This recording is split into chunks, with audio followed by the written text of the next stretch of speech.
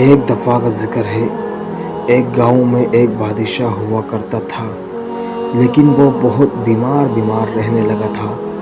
اسے اندازہ ہو چکا تھا کہ اب اس کی زندگی اختتام ہونے والی ہے۔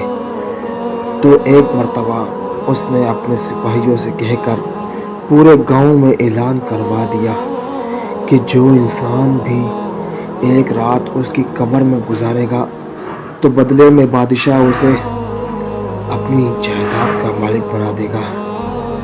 تو یہ خبر سنتے ہی سارے گاؤں والے پریشان ہو گئے کہ بھلا کون کیسے زندہ انسان ایک رات قبر میں گزار سکتا ہے۔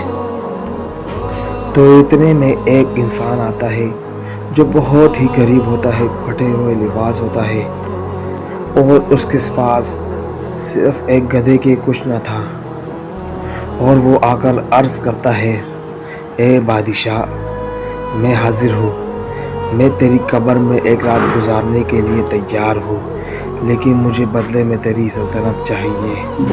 بادشاہ نے رضامندی کی۔ بس پھر رات ہوتے ہی قبر کا انتظام کیا گیا اور اس گدھے کے مالک کو اس قبر میں لٹا دیا گیا۔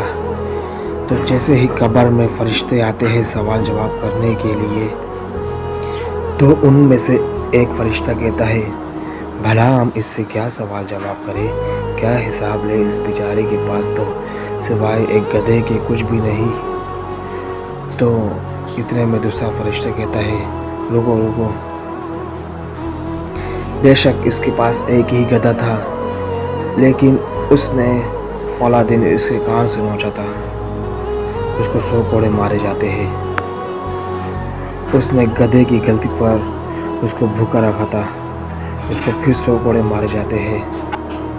اس نے فلاں دن گدھے پر یہ ظلم کیا تھا، اس کو پھر 100 کوڑے مارے جاتے ہیں۔ اس طرح کرتے کرتے پوری رات گزر جاتی ہے۔ بس جیسے ہی صبح ہوتی ہے دوبارہ قبر کھودی جاتی ہے اور اس گدھے کے مالک کو قبر سے باہر نکالا جاتا ہے۔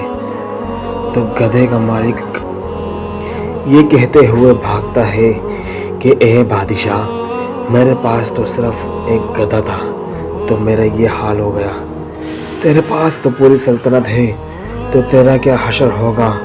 یاد رکھیے گا، اس کہانی کا حقیقت سے کوئی تعلق نہیں، بس ایک یہ سبق آموز کہانی بنائی گئی ہے ہمیں سمجھانے کے لیے۔